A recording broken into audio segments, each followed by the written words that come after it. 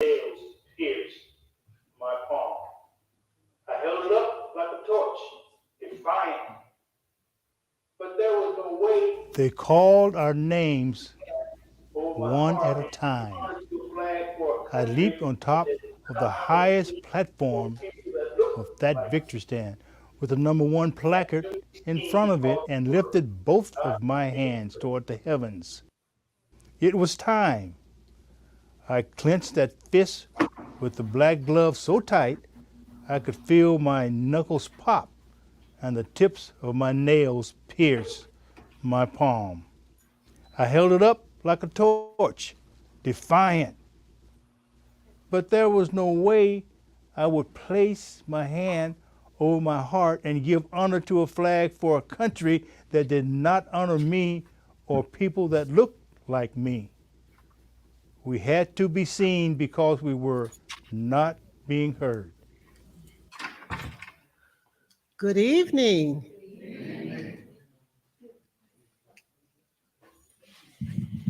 Good evening, everyone, and welcome to the Enoch Pratt Free Library. My name is Vivian Fisher, and I am Deputy Chief of the Pratt Library State Library Resource Center here at the downtown location. I am excited to have our three guests here this evening. Tommie Smith, in conversation with Derrick Barnes, award-winning children's author, and Dawud Anyabwile, award-winning illustrator, to discuss the work Victory Stand, Raising My Fist for Justice. The stand that Tommie Smith and John Carlos took in the 1968 Summer Olympics in Mexico changed the world. Smith, winner of the gold medal, and Carlos, winner of the bronze medal, made headlines around the world when they raised their black-gloved fist at the medal award ceremony. Both athletes wore black socks and no shoes on the podium to decry the poverty of African Americans and racial inequality in the United States and around the world. Each of our guests have made considerable contributions to their craft, and it was not easy trying to condense their body of work into brief biographical sketches. So let me begin by introducing Tommie Smith. He was born in Texas and raised in California. A natural athlete, he set several school track records in his youth. In high school, he was voted Nemours' most valuable athlete in basketball, football, and track and field. He attended San Jose State, where he set a world best of 19.5 seconds in the 200 meters in 1966. This record stood unbeaten until May 2010. During his career, Smith set several individual world records, and he was a member of several world record relay teams at San Jose State. He was drafted by the National Football League's Los Angeles Rams, and he signed to play for the American Football League's Cincinnati Bengals. He has received many awards, and he is featured in major national publications, including Sports Illustrated, Sports Newsweek, Cleveland, Score, Ebony, and Track and Field News. Innumerable newspapers continue to seek him out for their features, training products, and presentations. When asked about his salute, he states it was not a Black Power salute, it was a human rights salute more than anything else. Our second guest, Derrick Barnes, is an American author and a National Book Award nominee for his 2022 graphic novel, Victory Stand, Raising My Fist for Justice. He is also the author of the critically acclaimed multimedia-winning picture book, Crowned, an ode to the fresh cut, which received the Newbery Honor, the Coretta Scott King Award, the Ezra Jack Keats New Writer Award, and the Kirkus Prize for Young Readers. So he's done hit the trifecta. He is known for writing several popular series of children's books. And in 2020, he became the only author in the history of the award to have won the Kirkus Prize twice for his 12th release, the New York Times bestseller, I Am Every Good Thing, in addition to other awards for this title. He is a former staff writer for Hallmark greeting cards. And one little known fact about Barnes, he worked part-time in the Kansas City Public Library's outreach department. So I'm going to give a shout out to him for being working in the library. He has published many books for youth, and in an interview with the Kansas City Star, he explained that there aren't enough books about kids of color by people of color. I want to leave behind a body of work my children can be proud of, but I also want to change how children see themselves in this world. I want to thwart those negative images and make sure they know they are loved. Barnes' books celebrate African American culture and feature positive images of Black children in everyday life. And Dawud Anyabwile, and I know I pronounced that right, and so he has to forgive me for this. Our last guest is a native of Philadelphia and a comic book artist. He is the illustrator of Brother Man, dictator of Discipline Comics, and CEO of Big City Entertainment. He also has an artist archive at the Auburn Avenue Research Library on African American culture and history in Atlanta, Georgia. He began his career as an artist by airbrushing t-shirts at the Gallery Mall of Philadelphia. In 1989, he collaborated with his brother, Guy A. Sims, to create and self-publish the Brother Man, Dictator of Discipline comic book series. The first one was published in April 1990, and the last one was published July 1996. He worked for Wonderlust Interactive in New York City on the Pink Panther CD-ROM games and for MTV on Daria. He relocated to California to work on several projects, including The Wild Thornberrys and Rugrats, from 1999 to 2001. He then moved to Atlanta, Georgia, where he currently resides, where he landed a production designer position at Turner Studios from 2005 to 2013. There, he created storyboards and many other forms of design work for brands such as Cartoon Network, TNT, TBS, Boomerang, Turner Sports, NBA TV, and many more. He once again collaborated with his brother Guy and colorist Brian McGee to publish part one of a new graphic novel series for Brother Man, Dictator of Discipline, called Revelation, through Big City Entertainment. He has illustrated works with Walter Dean Myers' Monster, a graphic novel, which is an adaptation of Walter Dean Myers' original novel, Monster. His brother wrote the graphic novel. And in 2020, he vividly illustrated Becoming Muhammad Ali, written by Kwame Alexander and James Patterson. For his artistic work, he has received numerous awards, including Best Artist, Story of the Year, Lifetime Achievement Award, Television Spot Announcements Award, Excellence, Outstanding Service to Children, and Best Comic Book Artist. Needless to say, I am excited about this conversation. So please join me in welcoming Tommie Smith, Derrick Barnes, and Dawud Anyabwile to Baltimore and the Pratt Library.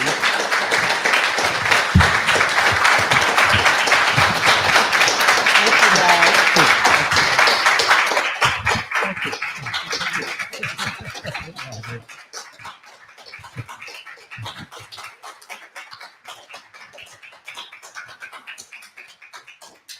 Right, Baltimore. How's everybody doing? Good to see y'all. Good to see y'all. This is our second stop on the Victory Stand tour, and I am so blessed and so honored to be not only sitting next to this man, but to be working with both of these two gentlemen. Dawud Anyabwile is a comic book legend. I've been a fan of his for the longest, so I'm so glad we had a chance to land him. And of course, this gentleman here while we all here. How many of y'all came to see Tommie Smith? That's what I'm talking Leave $1 at the door. about. All right, so before we get started, I want to thank the Pratt Library for having us. It's an honor to be in this space. There's been a lot of talented writers and dignitaries to be here, and they can add Dr. Tommie Smith to that list. So thank y'all for having us.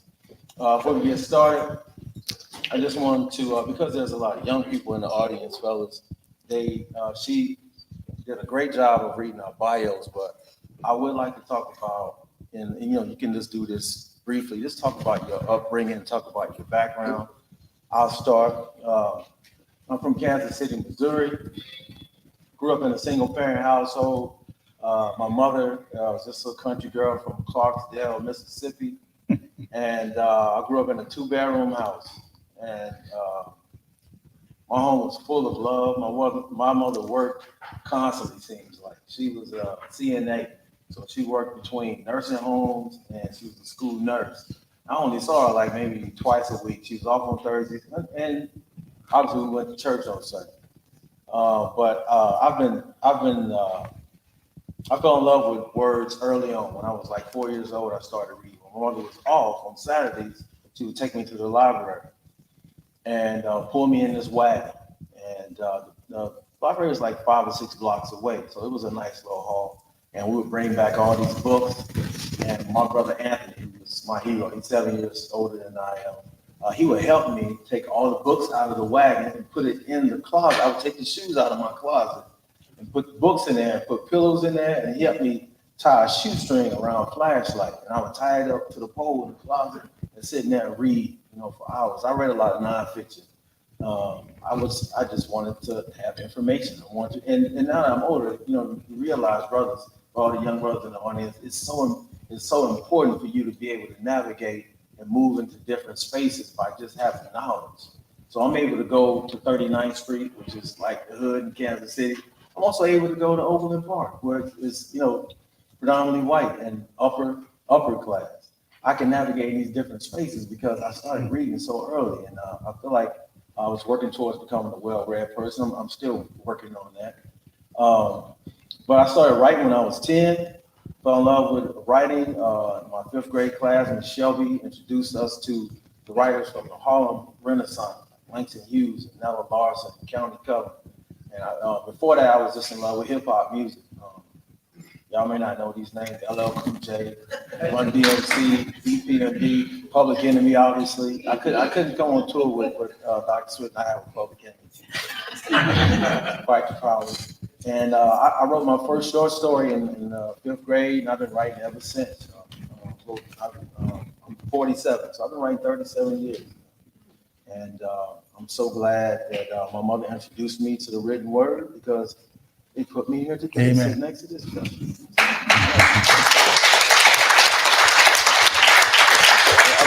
I want you to go last, because we got a lot to say. All right. Ladies and gentlemen, Dawud Anyabwile. Hey, greetings in Baltimore. My name is Dawud Anyabwile. I was born in Philadelphia, Pennsylvania, actually under the name David Sims. I actually had a name change 26 years ago. It's a whole nother story dealing with, just looking at how I wanted to design my family moving forward when my sons were born. And growing up, my home, I had 3 brothers, and growing up, we always enjoyed doing creative things. The arts was always cultivated in our home. My father was, he grew up hard in Jersey City, New Jersey. Actually, him and my mother are both from there. However, his whole thrust was the family, the importance of the family unit. So that's what we grew up with, being respectful to each other. And also in terms of the fact that we like to create, my mother was big on hey, okay, if you draw, what are you drawing? What does it mean? What purpose does it serve the world? So I came into, of course, as a kid, you do your silly things, little knucklehead type things. But my parents, they were always big on us having a vision in terms of what we're going to do with our talent. So, I was a fine arts major all through high school. And then post high school, that's when I started really getting into my entrepreneurship. I always wanted to own my own thing. I always wanted to do something great in the world. I didn't know exactly what it would be. I just knew it would be art related. So I never really worried too much about what people thought about my work. I always thought that, if I like it and I think it's good, I'm gonna push it myself. So I never really waited for somebody to discover me. I just said, hey, I'm gonna go out and sell my work. And I started selling my work as early as 5th grade, drawing sharks and dinosaurs for my friends. And I said, hey, I can get money from drawing pictures. So I knew that as early as like 11, 12 years old. So when I got older and I started working at the malls, that's when I really started to come into understanding my power and understanding that, hey, I'll never be hungry in my life as long as I know how to draw, you know? So I also got into DJing and beat making and all that stuff. I was doing that since the 80s, always into the 90s, and anything creative. So really getting into like film and production, that was something me and my brothers were always into. And now I'm a assistant director at Lion Forge Animation, which is a Black-owned animation studio, best known for their production Hair Love. Some of you probably have seen that. And so now I'm working there, doing on a series called Iyanu that's going to be coming out soon. So to have the opportunity to work with this brother, Derrick, and him bringing me on to this project, which to me is something very important to me and to my heart, which goes back to what I was saying, what my parents were saying, is what does your work represent? You know, I like to have things in my portfolio that represent legacy far beyond the time of my existence here in this plane. So, you know, I'm really proud of this work. I'm proud to be working with these gentlemen here, and I'm glad to be here tonight. I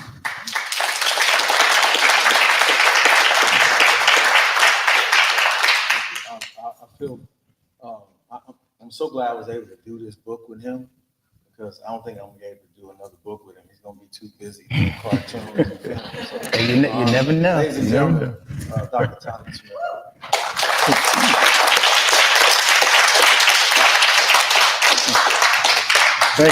Thank you very kindly. And it is indeed an honor for me to be here sitting with you Baltimoreans. Is that where I am? What? Okay. Right. You see all the young folks sitting out there.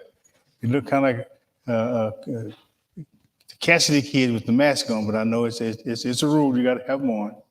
And all you mamas and you daddies, I can feel myself back there with you when I was that age. Sometimes I don't even believe I was that age, but time will tell.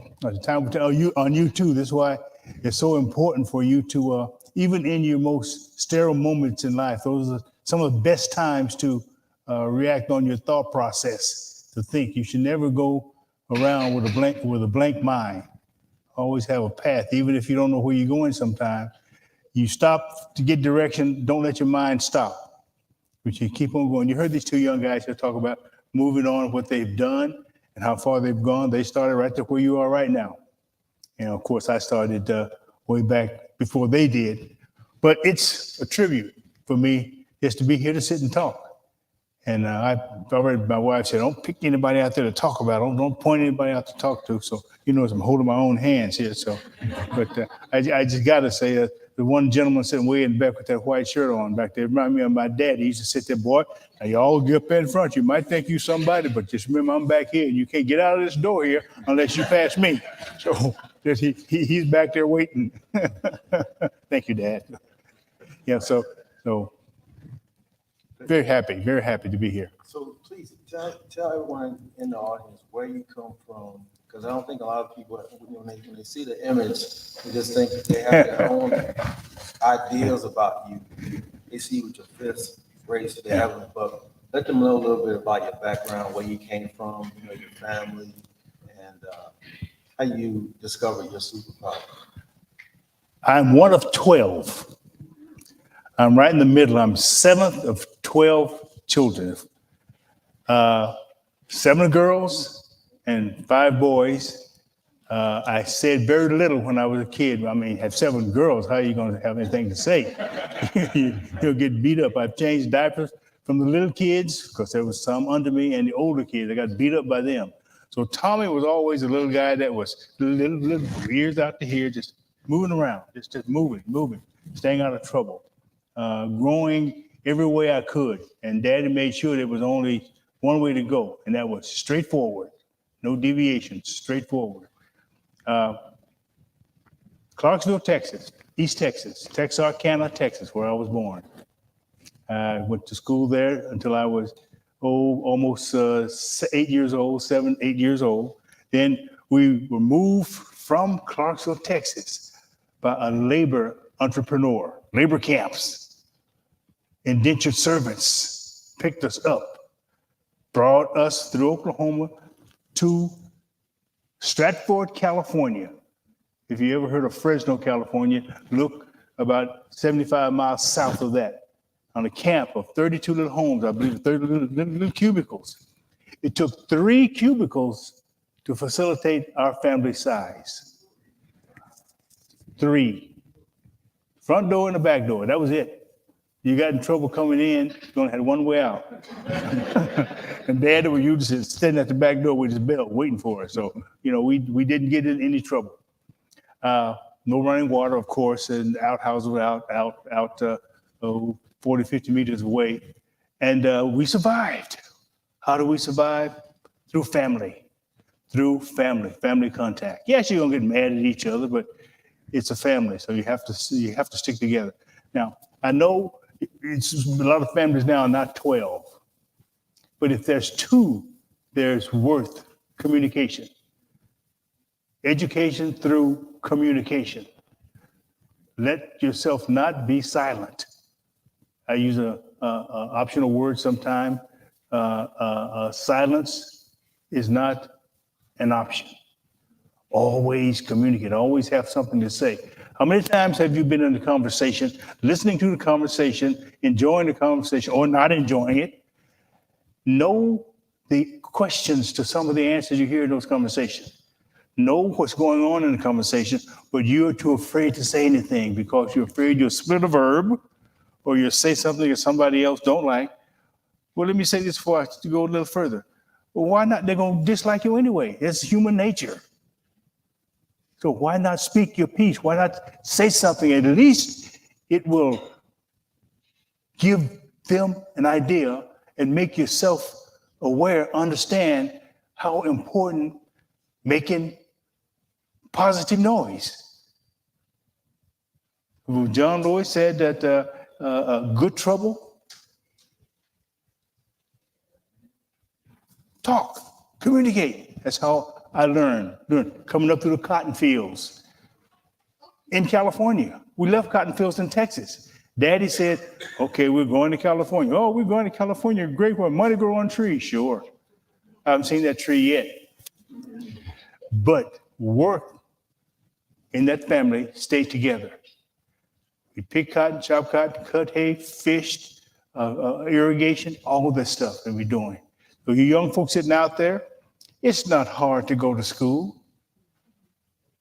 It's hard for you to understand how important school is until you get our age and find out that I should have. No should have. You can't go back to where you just came from. You can remember it, but you physically cannot go back there. So at least put it in your brains, things that you can learn in those days that you can use now. Like these 2 young guys on my left and right here. You might not understand what they are saying now, but it is obviously a truth that what they did, they applied to their lives. And there's somebody, mention these names that I can't even say, but they're there and they're doing things. Yeah, I'm old, I'm 78 years old, but I can still move. I can still thank God for what he has done for me. And that's where my obviousness of life comes from, it's him. So just understand that. Try it sometime. Look at yourself in the mirror, young people, and say, I am somebody. Laugh at yourself, and then before you flush the toilet, because it might prohibit you from hearing what you got to say. And be yourself, S-E-L-F, self. Try to be yourself. Stop trying to be somebody else. Be yourself. Be yourself. I'm going to go Christian on one of them, okay? I'm going to go deacon here. 11:1, Hebrew 11:1. What is it? Faith is the substance of things hoped for, the evidence of things not seen. Think about that. What's it saying? Faith is the substance of things hoped for, evidence of things you haven't seen. But without faith, work, gotta work. All that's dead if you don't work for it. You can say it, but you have to work. It's not hard working. It is not hard. It's meet old folks on the street sometime. Have you ever stopped old folks? How you doing, sir? Or, how you doing, ma'am? 30 seconds. Tell me what you think about the world in 30 seconds. In 30 seconds. They just let them talk sometimes. Just let them talk. You see somebody look interesting to you, not the girl in the red dress, no, not but somebody who knows something because they've been there for a long time, and just ask the question. That's a dictionary right there. That's a dictionary. By asking a question. You can be cool. It's nothing wrong with being cool. I tried to be cool when I was young too. And I failed. Ask me another question so I can talk for more.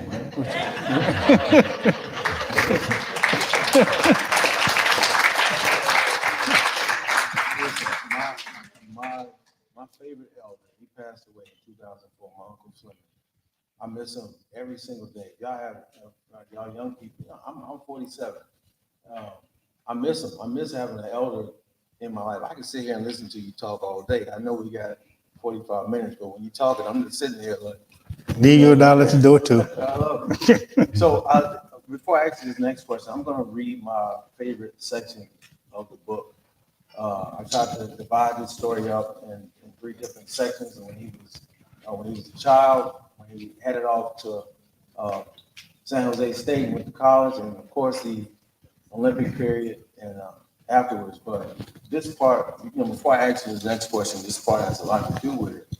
When we talk about activism and social consciousness and when you became aware of race, because I know when you were growing up in your household, your parents didn't talk politics, they didn't talk race, but when did it click for you? And you can answer that. And I'll ask you again after I read this. But every Sunday, without fail, my father would hook up our 2 workhorses, Button and Tom, to the wagon. They pull us all dressed in our nicest Sunday attire, almost 3 miles to church.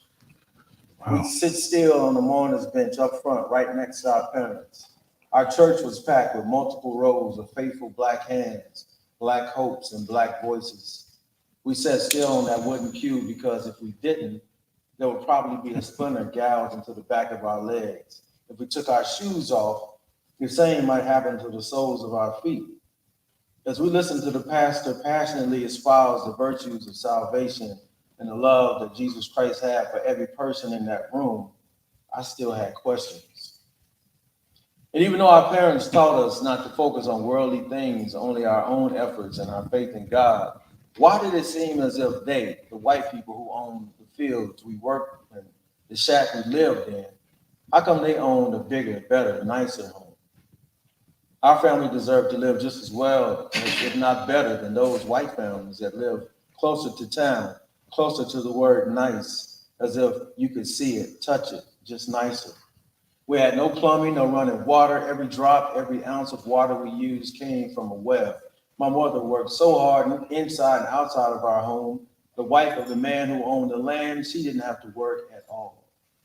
He was the man my father would call boss or sir, even though they were both grown men that in my eyes both deserved to be called sir, especially my father. That man's family rode a wagon everywhere. His children didn't walk to school, wherever they went to school.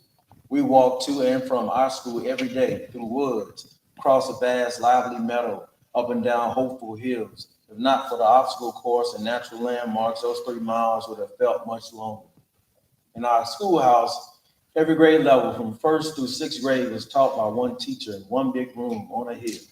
Our church was a few yards away from the schoolhouse, and next to the church was a cemetery, and all 3 were named Mount Olive. Only kids from poor black sharecropping families like ours attended the school and worshiped in that church. And if you were a black woman or a black man who happened to work, live, and die near Clarksville, Texas, you were buried in that cemetery. I had no idea exactly where white people were educated or buried. I relived every bit of that while you were talking. So growing up in that type of environment where everything was centered around family, work, growing up in a sharecropping family, you guys didn't talk about race, you didn't talk about politics, but it was an ever-present feeling. Like you started to understand, the whole dichotomy of being black and being white, being privileged and not being privileged. But when did the actual switch happen? Like when you went to San Jose State and you were introduced to people like, Harry Edwards, and you started becoming more aware of what was happening outside of Texas and California, like everything that was happening in Alabama, Georgia, and Mississippi. When did that switch happen for you? Coming out of the fields, those rolling hills where we're talking about, the snakes that there was everywhere we went. Then growing up through that, we lived in a shack on the side of the road. I didn't see pavement until I was 6 years old. I thought it was the coolest thing in the world. You could fall down there and you wouldn't get dirty. I thought that was really cool. But the white kids would pass the house on their horses. I would sit on the porch and I would watch them coming because I knew that where they came every morning. Come down the road on their horses, and they would go a half a mile and they'd take off. And they'd go back in the woods and don't see them anymore. Me and my brothers and sisters would walk off the porch, go down to where they turn right, we turn left. And you wouldn't see us anymore either until that night we came back out. And it went that way for those few years that I went to school in Texas. But one day, the kids, the white kids never would wave or never, and I wondered, well, I'm waving and yelling and they're not doing anything. I wonder why. 3 days after I thought of that, I'm a young kid now, 5 years old, 5.5 years old, young kid. One kid came back, a little white kid came back to the front porch of our ragged little house, and they were crying. I felt so sorry for the kid. Daddy said, Tommie, come back, get back, get back. He said, son, what's wrong? Called everybody son, what's wrong? He said that way. And Daddy took his hand and walked down. His sister was laying in the road. She was dead, by the way. A buzzard flew up in front of their horse, threw them both off. She landed on her neck, broke it, and blood started coming out. So he ran back to the house. It's the first time that they waved at us, stopped at us. And I wondered, well, God, you didn't have to do that. You could just have them to stop at the house as they passed. But he has his ways of doing things, making people aware of things. And from that point on, I started realizing that there's more to the world than not recognizing that there is a world. That just as much effort given by not understanding or paying attention to other folks as it is working hard, trying to. So what would you rather be? Get your neck broke because you didn't, or speak and hope you to be saved because you did? Because God don't like ugly. That was my first realization of tempest is raging, and it always will be raging. So young folks, I'm telling you, pay attention to what's around you. Treat everybody the same. Treat everybody the same, regardless of color. We know there's racism in this country.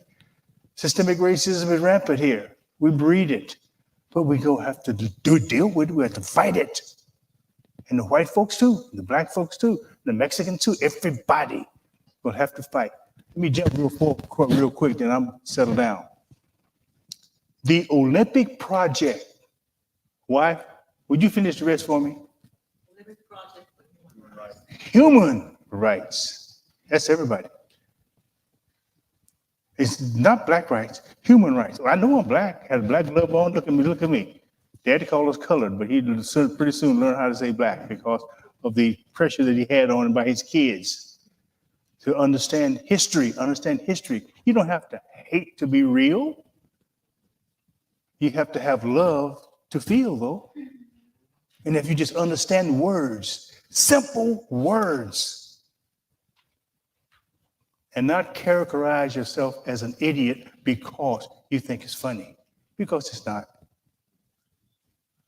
Silver and gold have I none, but such as I have, give I thee. That's what I always get. Even as a little kid, I was a loving little rat. Boy, 12 kids, and I was the most difficult one to get along because I always wanted to know something. Always wanted to know. Did I answer your question? did. I do, thank you, okay. But also, I just want to know, like, when you left your parents' home and you went to San Jose State, what was the moment, or because this man lived in the library when he went to college. He read constantly, wanted to learn more about his history, wanted to learn more about his background, what it meant to be Black in America. What was the switch that happened that allowed you to become a unintentional activist? I would say. Reading, unintentional act, I like that. Like it's a mistake. I mean, because life puts us in, various situations, and we don't know the people that we're gonna meet that are gonna put us in situations, and either you're gonna be prepared, and you were definitely prepared. You were conscious of life that was going on around you and life that was going on in the lives of Black people in that country, and you had a decision to make at 24 years of age, and you sacrificed a lot. Sacrificed a lot. So I just want to know, like, what was the turning point for you when you went to San Jose State to realize that this is who I'm going to become? I'm not just going to be a track athlete. I'm going to be more than that. All of that education is locked in a little house that we call a library, and it was free, and I could read. Just read. You might not like what you're reading, but there's a learning experience in not liking something because there is an other side of it.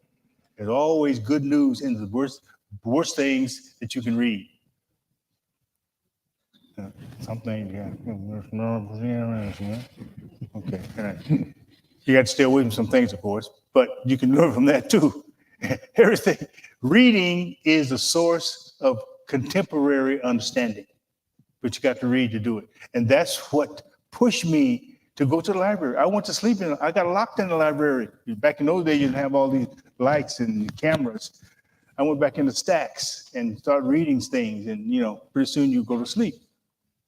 While you're there, not when you get there, but you spend a couple hours reading, and you read all the time. How do you keep awake? How do you keep awake? But you got to understand that, yes, it might be boring, but understand that you must continue. Beat yourself, hit yourself, young folks. Don't get bored reading. Just continue to push yourself forward, idolizing the thing that's necessary to you. San Jose State, we went there not very long ago. And the first few days I was there, I had to learn my way around. So I went from where I lived in a dorm to the library. Walked across, boring. That walk, boring. But guess what is in that boring line of where I used to walk back and forth as a freshman? A statue, 24 feet tall, of me, the little skinny kid who used to walk back and forth to the library. There's a statue. I always wonder, with my hands folded, looking up at it because it's 24 feet tall. God help those who help themselves. And I smile.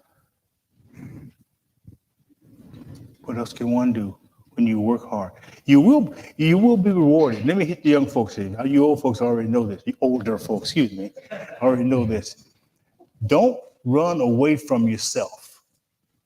Self is mightily important. If there was not a self, there won't be you. And some of you are not you because you're not yourself.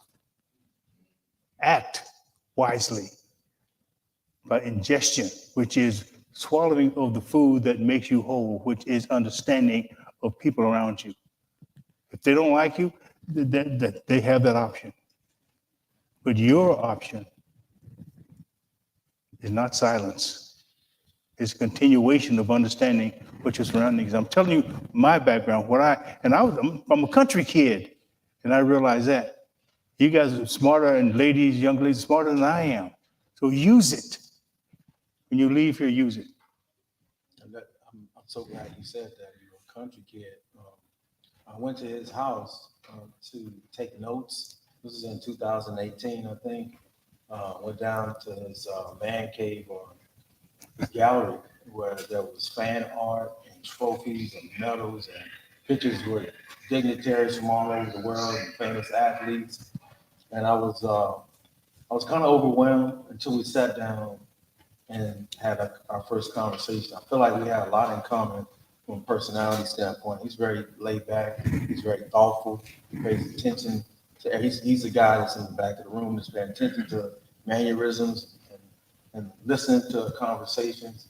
And I thought, I felt like I was in the room with my dad or with my uncle. And I thought, after he told me where he came from, I said, well, he's just a country boy from Texas, man. Which really made me feel like this would be a great children's book because the world, I always say the world needs more good people, man. The world needs more good people. And you don't have to come from a famous civil rights family. You don't have to come from wealth. All you need to do is be a person with a pulse in an environment where you recognize that there needs to be change. Educate yourself and become active. And so, Dawud, these next two questions are for you.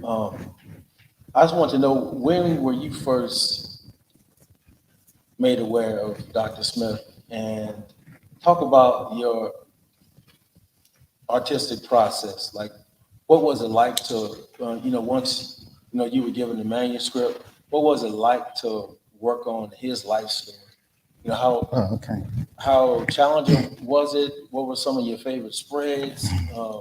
Talk about your medium. How many artists do we have here? Who likes to draw or paint, sketch? All right. But this Great. is one of the best artists in the business right here. So yeah, just tell us about that process. And also just tell us about when you were made aware of Dr. Smith. Oh yeah. Well, I don't know. I just feel like I always known about him my whole life. Because you did the 1968 Olympics. Let's say I was 3 years old. I was born in '65, so I'm 57 now. So I just remember that image like my whole life. And my father was a researcher, like on Black history and things like that. And like I said, he always emphasized the Black family because he had 11 brothers and sisters growing up, and they had, basically the life that he led, he didn't have that cohesiveness that he wanted to have. So he emphasized that with our home. So our basement had a lot of positive reinforcement images for us to look at. And one of them was the Black fist. That's how we say it, the brother on the podium holding his fist up. So, it was always there. We always saw it it was always in our psyche. So to me, to be a part of this and to actually be illustrating his life story is unfathomable. My parents passed away between 1994 and 1996. So I can't tell them that I did this story, but at the same time, understanding like ancestral energy, they know, you know what I mean? Because they implanted that in me for it to lead to this point. Because in order for me to illustrate his life story, I have to feel it. I have to understand it. So growing up, I always, my father always hit me. I like comic books. I grew up, having my comic book collection. I was into sci-fi and all that stuff. But my father always sat me down and had me assess the imagery. Like, what does this represent? Where are you in this?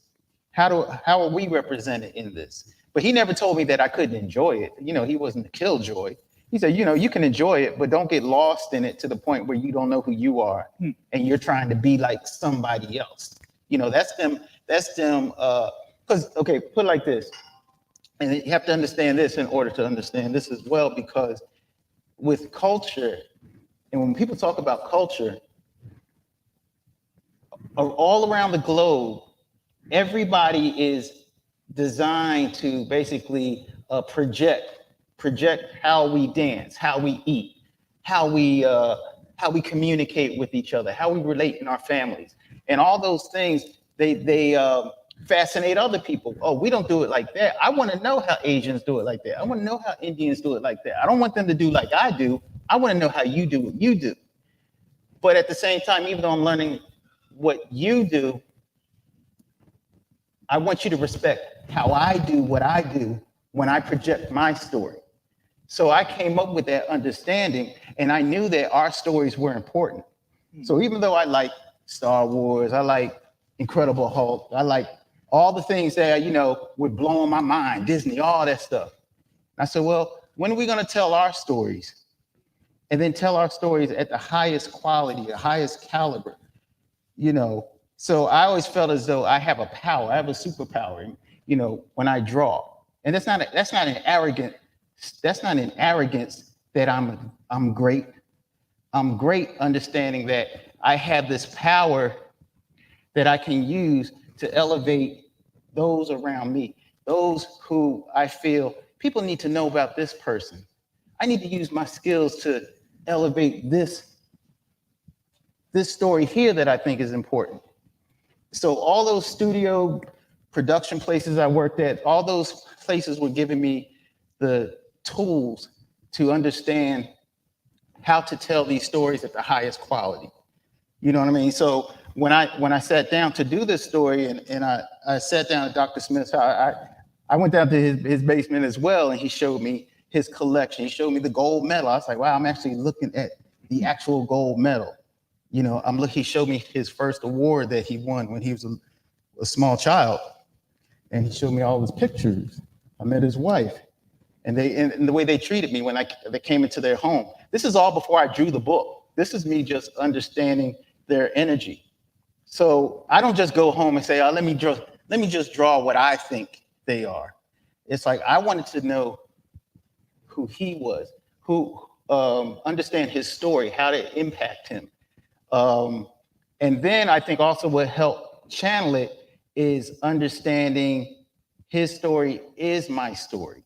Because when I think of my lineage and the things that my father told me about with his father and all those that probably you can just go back to this plantation or that plantation. After that, we don't know what the information is and how that made me feel as a child.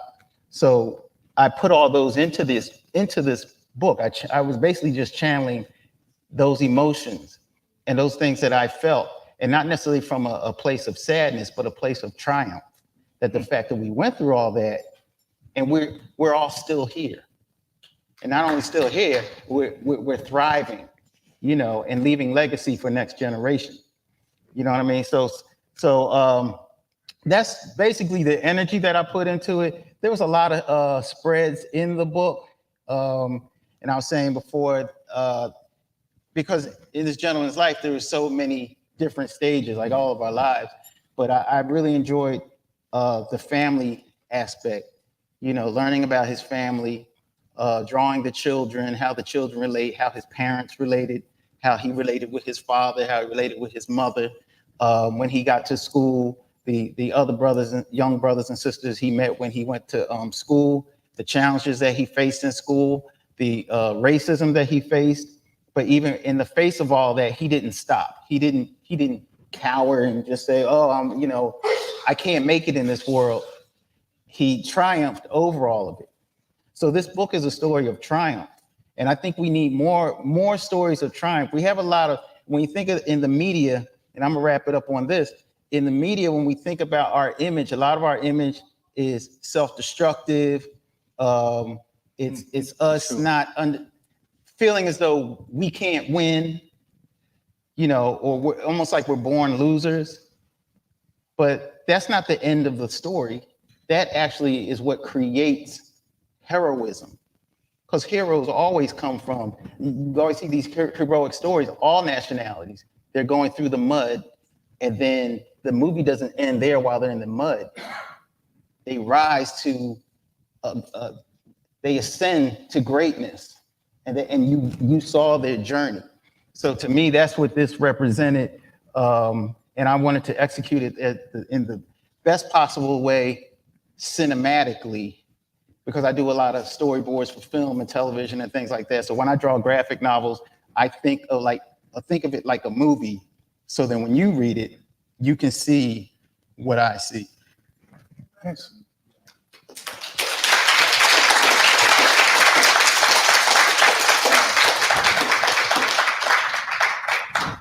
I titled the book Victory Stand. I put a period behind victory because I wanted that to be declaration. I was so glad that you said triumph. It has been a victory. His life has been a victory. And there's an exclamation point behind stand. And I wanted the reader to see that. It's a call to action. Like it's you're never too early to make a stand and to be somebody who stands up to, I don't care if it's racism, inequality, bullying, this is a call to action.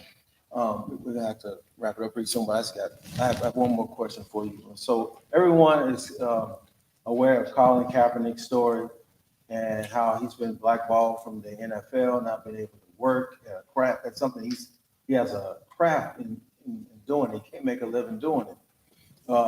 He landed a huge contract from Nike, but I'm sure he would rather be playing football. There were no big contracts from Nike when you were.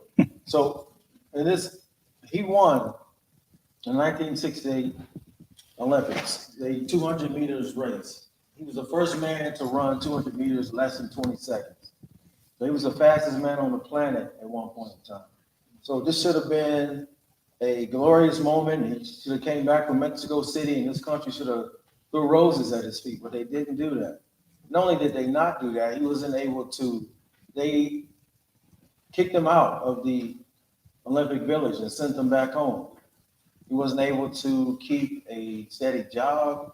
There was a lot of down moments, a lot of dark times. That was the last race he ever raced in 1968 at the age of 24. So we talk about triumph, and we don't have to even talk about all of the negative things that happened after that race. I want to skip forward as I look at your lovely wife in the front row, and I know she's a part of yes. Stand up, that's what I'm talking about.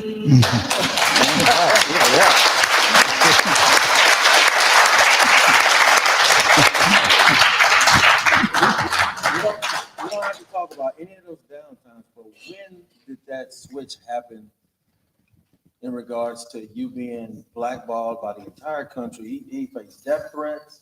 When did things start to change for you? Like colleges and schools started to, request that you come out? This happened by being prayerful and persistent. I didn't let negativism stop me from talking to people, but I had to be careful who I talk to. My time right after I got back and couldn't find a job, I hadn't finished my college education. I was a senior in college, and my major was sociology, minor physical education and military science. So I worked hard at because I was not, Daddy told me, he said, boy, don't you come back here and pick cotton beside me. And you went to college and I can't read. So that was in my mind. Look at these young folks sitting right here. I was their age, younger than that when he told me this. And I remember these things when he told me that. So I persisted. I just kept moving. I picked up a holder of 11 more records when I came back simultaneously, not at one time. I couldn't find a job. I picked up cans on the side of the road and took them to the rejuvenation places, or what do you call these places? Recycling. Yeah, recycling, just to buy Similac for my young 6-month-old son, Kevin. And of course it wasn't enough, but at least I just kept going. Not with a smile on my face, but a smile in my heart. And knowing that Daddy and Mother, we call them Mulla, M-U-L-L-A, Mother, how hard they worked just for survival, not to give us money for education, not to give us a money to buy stuff on the weekend. What do you call those things that your parents give your sons and daughters now? They knew allowance. They can even spell it probably too now because they want it all the time, which is, I would have wanted it too, but I know that my mom and daddy couldn't do it. I had to do for myself and then help my brothers and sisters help themselves. Y'all just don't realize how poor we were, but we were so rich in the family life just by looking at each other, laughing and feeding the hogs or milking the cow. Yeah, I know, a cow feeding her. What you talking about? Yeah, that was survival for us. And we never cursed anybody for having more than we, but there were A lot of people had more than we in a little town called Lemoore. Lemore, but we were a lively family that loved the Lord, who was our survival. I know people don't know the Lord. Don't talk about the Lord. Yeah, I do all the time, because he must say. But going to school, understanding your surroundings, and do what you want other people to do for you. I should say, help other folks like you need help when you're at your lowest point. Man, I know I haven't talked to you these big words. He expressed my education from not being able to read with a PhD and a doctorate. I mean, that's where I went, and that's what I got. Am I proud of it? I'm proud of the work I did to get there. So now I can tell you the difficulty was, but the love that I had to get there. Mexico City, you've seen the victory stand. You've seen that guy up on the victory stand with his head bowed, his fists raised, his pants legs rolled up, a black glove on his right hand, bowed head. That bowed head was bowed because I bowed my head to God. He's the one that saved me. And that was a prayer, the Lord's Prayer I was praying when the national anthem flag was flying and my head was bowed. It wasn't militant, folks. It was hope. It was hope. Well, why did you wait to do that, Tommie? I was asked that as soon as I got back to my hometown. Well, why did you wait to do that? I'm out in the field working like a dog, and he asked me, why did I wait? I wasn't waiting. I was working so I can get to a point to use what I had, what had immensely given me by the great power and source that I was working for and with. Love and effect.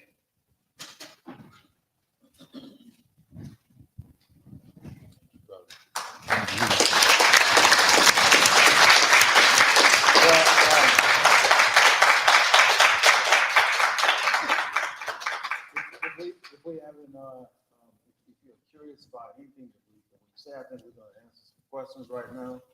There are 2 microphones on both sides, so if you have a question, please come up to a microphone. And, we have time for about 10 minutes worth of questions.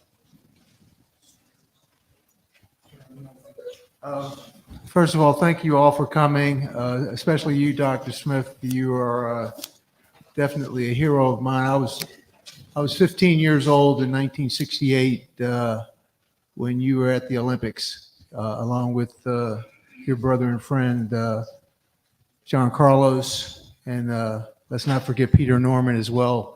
John Carlos and Tommie were both pallbearers for Peter Norman, who caught HELL down in Australia for being a part of their protests. I have many questions, but I wanted to kind of keep it concise. I'm familiar with Philadelphia. My daughter was born in Philadelphia. I went to school there. But I want to ask each of you, what are your favorite books? And what are the books that say the most about each one of you? The book that I keep in my backpack everywhere I go is our biography of who I view as the greatest American of all time, Frederick Douglass. I keep his autobiography on me. It's short story collection written by my favorite writer of all time, Langston Hughes. It's about a character named Jesse V. Simple.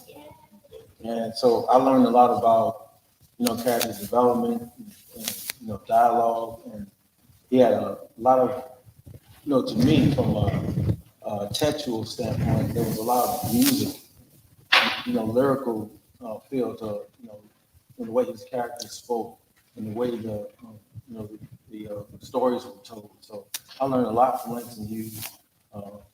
He's one of my homeboys. He's from Missouri, just like I am. So, I claim. Let me finish real quick here. There's 2 books. One is mine. It's the first book. That was the first book. And the second is the Bible, because all stories are in that book.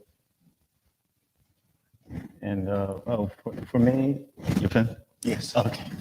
For me, two of the most pivotal books for me that I read is Heal Thyself, Queen Afua, and Nutricide by Dr. Laila O. Africa. All right. Good evening, gentlemen. I just want to say it's a pleasure to be here in your presence, particularly you, Dr. Smith.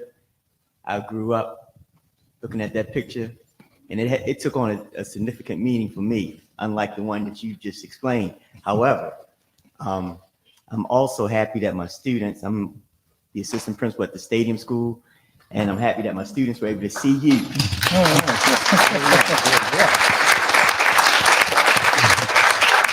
Now, my question, because I just learned this evening that you had black socks with no shoes. Like, what was the significance of that? First of all, those black socks I had on were my Sunday socks. Okay, I wore those socks to church a couple Sundays before. I had no other socks. It represented the poverty that we went through. The black folks had gone through. To show the bare feet, as I wore black socks instead. And the black glove represented power. Power. Of course, blackness is very obvious because I was black. So a lot of folks alluded that, insisted on calling it black power, but it was human power, okay? Beads around my neck represent the lynching that we had gone through all these years just so we can get there. I've seen pictures of people being lynched, and that's the most devastating thing I ever seen is somebody hanging from a tree just because they looked at a white woman. And the shoe that you saw, oh goodness gracious, the shoe that you saw on the side, the shoe, that was the first company that bought, remember I used to go on the side of the roads when I came back from Mexico City, the whole 11 more records because I couldn't get a job. I used to walk on the side of the road, get on my bicycle and pick up cans and take them to the recycling place for money for Similac food for my 6-month-old son. Forgot the question. Oh, Puma, thank you, the shoe. That's the shoe company that bought my son Similac milk because I couldn't afford it. It got to the company some way, I know who got through, that Tommie Smith is poor. And they said, well, how can we help? And the guy told him, well, his son is always hungry. When he needs Similac, if he needs food, he had a special intolerance for anything else but that type milk. I didn't know. I said, fine. They said, they bought him some milk. I mean, come on, man, just want to buy my son milk. So I not only did I thank them through letter, but I wore those shoes for the rest of my life. And I got on a pair of Pumas now. Mm-hmm. And I got a Puma around my neck. Not that.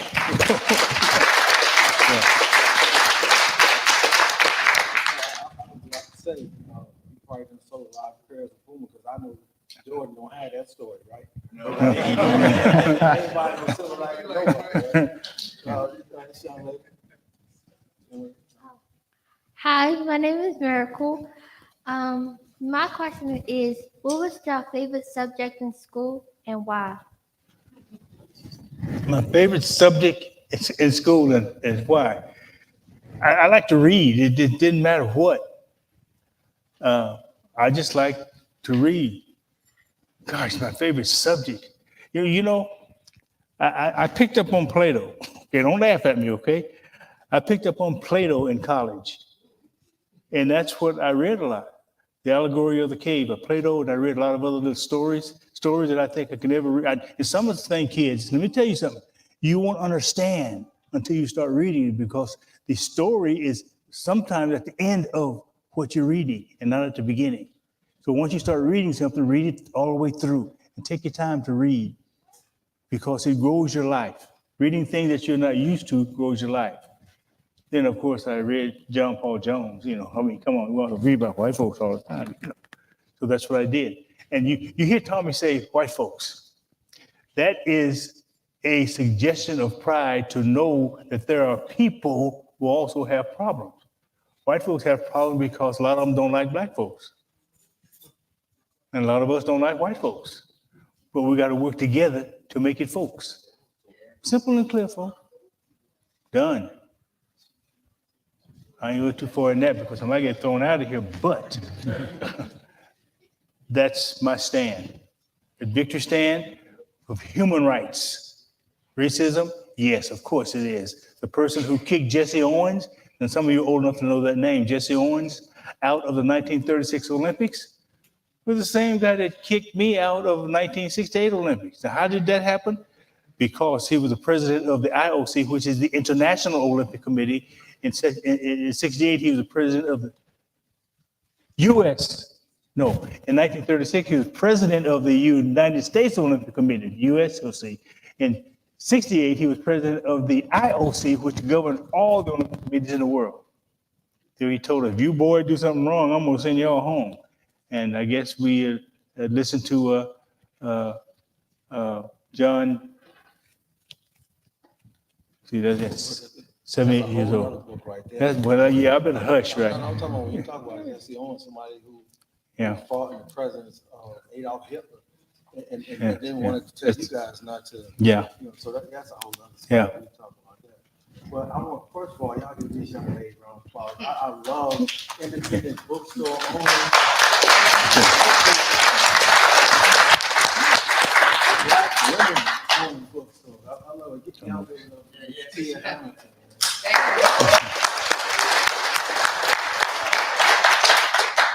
I'm invested real heavy in Puma, so now I see why. I was just doing it for Emory and Jay-Z, but now I got a mission. But it's a pleasure to be in your presence. Mr. Smith, have you met Colin Kaepernick, and what would have been your message for him when he got blocked? I have met Colin on a few occasions. We did talk, I think our longest conversation about 45 minutes, you know, because guys like me and Colin don't take long conversation to understand what's going on, what we're talking about. But the most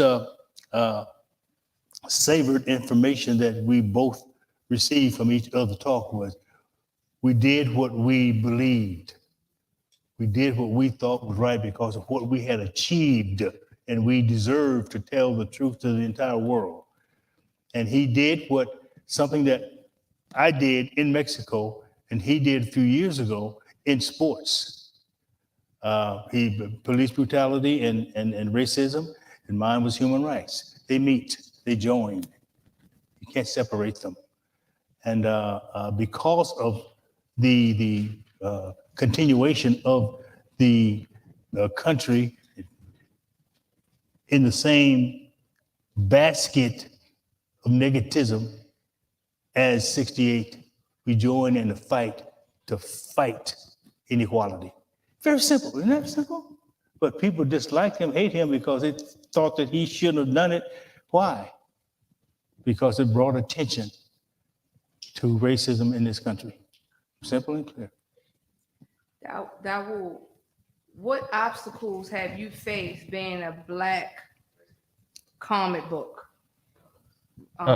designer, writer? Oh man, we had so many stories going back to the 90s.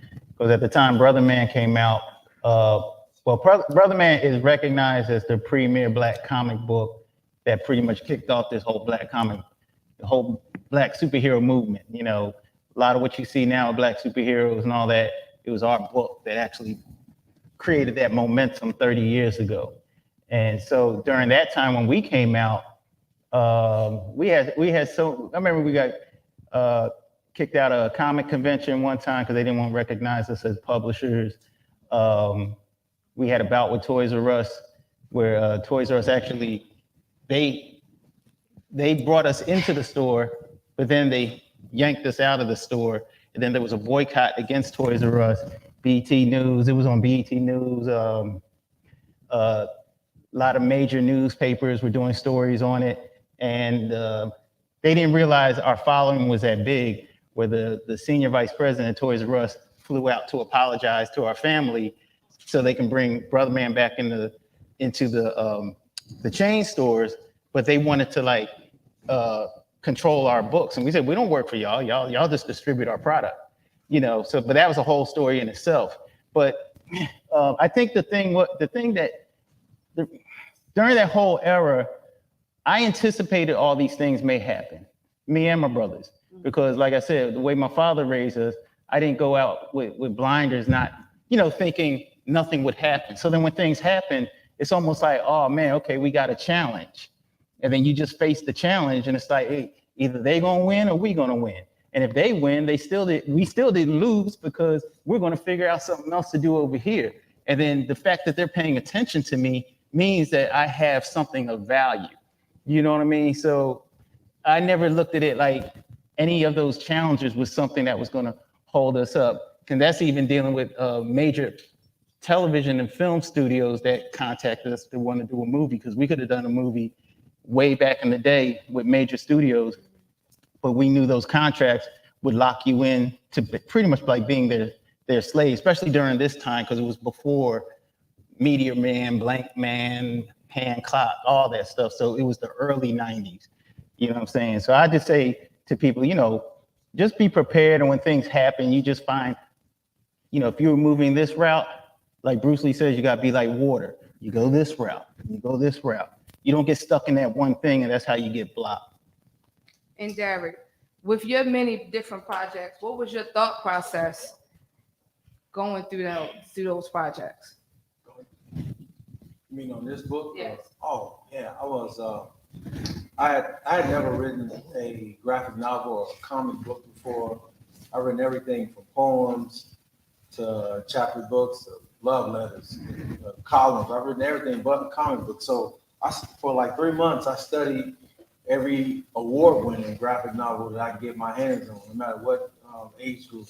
I wanted to read the award-winning because I want to win multiple awards for this book. So I want to read the best books and figure out what they did. And I still do that. For everyone that's a writer in the audience, I still study other writers. I still study the techniques, the literary devices that they use, and I just try to meld it into my own voice. But I didn't want to tell a cradle to current type story, just straight through. So I tried to focus on the most important part of this story that everyone, could connect to, and that was the race. It took 19 seconds and some change. And so I stressed out that race throughout the whole book. And every time he took a turn or accelerated or decelerated, I kind of tied it into his childhood, or when he was a child, or when he was in college, all the way up until we got to 1968. So that's the device I use, and hopefully it worked. Hopefully you liked it. Yeah, very much so. Yeah. That's all I care. As long as you liked it. We got time for one more question. So, two more. Okay. All right. last Yes, two ma'am. questions. Hi, Hello. my name is Kimura. Thank you. Nope, it's just Yeah, thank you. Hi, my name is Kimura. My question is, who and what inspire y'all to write books, and what is like your motivation when y'all write books? Like when y'all write them, what do y'all do? Like, what is y'all mindset? That's you, Derrick. I think with me, I always tell people I write for all children, because I think it's very important that white children see black children as lead characters, as protagonists. And I try to write slice of life stories, but they just so happen to be black characters, black parents. You know what I'm saying? I don't write books where the blackness is on the character's sleeve. They just are beautiful black children that may be kings, may be the smartest kid in the room, the most beautiful person in the room. But I write to black children. And I made my mind up a few years ago after my 9th book. It took a long time for me to kick that door down. I made my mind up that that from this point on, until I can't write anymore, I'm gonna always uplift and tell stories that uplift the beauty and the brilliance of black children. So thank you.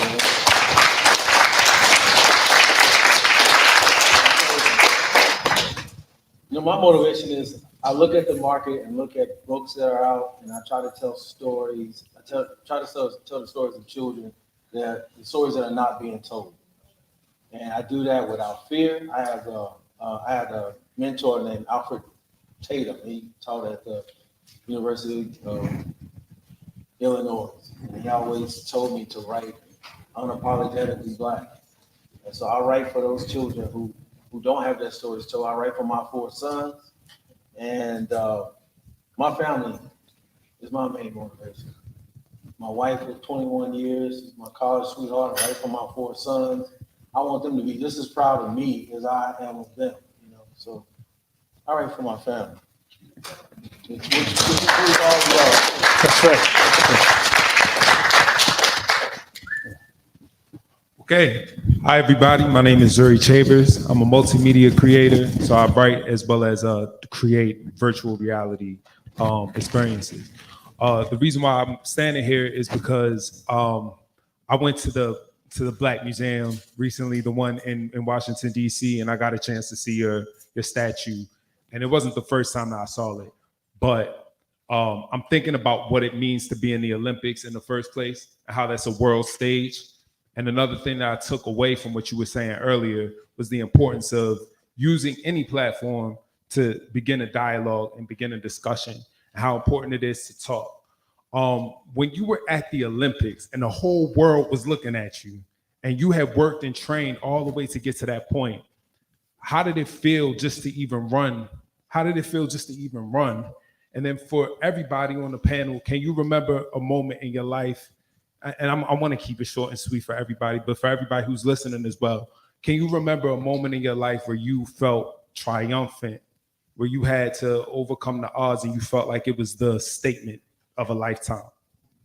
But actually, the Olympic Games and running that event with the pull growing area muscle, that gold medal was won with my left leg almost incapacitated because I pulled it in the semifinals. So that was faith, that was strength, that was all of the cotton I picked, all them wagons all them cows I milked, all them chickens I fed, all the stuff I went through in life. That was the portion of my belief. I've gone through this. He brought me through that, and he's going to take me through this. So when I got on that line, if you notice in the film, if you ever see that race, I didn't warm up. I couldn't. I was afraid that I was going to pull that muscle warming up. So I stood there and watched all the other world-class athletes warm up for that race. You know how devastating that was to the brain? But I had that faith. All those hundreds of hours that I had worked to get to that. And I ain't standing alone. What I said, coming out of the blocks, the first 10 steps, I said, okay, God, where are you, man? I mean, that's me talking to him while I was running. And it only took me a couple of steps to find out that he's real. Because that's when the steps I was ahead. But I wasn't ahead, I was pulling on John. And you don't pull on guys like John Carlos. You just don't pull on them because, how are you going to pull on something like that? And when I start that, it just kept going. And all of that education that I learned through my sociology classes, through my sociology teachers, through my taking my classes on the track in my brain, working sociology through my body, I learned how to adapt to changing some of the ligaments and some of the muscles to the point where I can use them effectively. It's called the usage of your muscles to the maximum without tensing up. And the only person who knows that is a person who's running at that particular time. And if you saw when I went by John, it's over, man. I mean, don't even try no more. Everybody else stop. The race was mine. And you notice my arms went up. Athletes, if you're in track and field, never show off before you finish the race.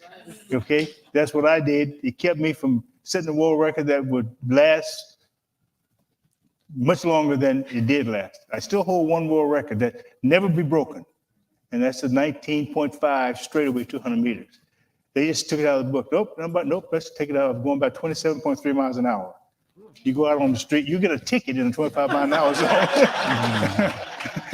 So that was it. That all that power that has been given me all those years, them cotton fields, and all that was there on the line with me. Full muscle or not, growing area.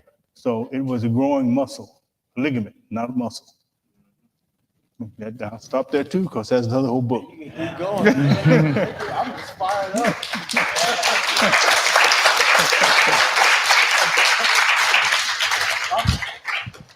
the book and I did research on this man. Like, just to sit here and hear him, that stuff fires me up. It makes me want to go back to my hotel, get back to work. He's such an inspiration to me. Hopefully, he's been an inspiration to you all tonight. I want to thank y'all for coming out. Y'all could have done so many other things tonight, but y'all came to see us and pay homage to this man, give him his flowers tonight. Y'all please give Dr. Tommie Smith another round.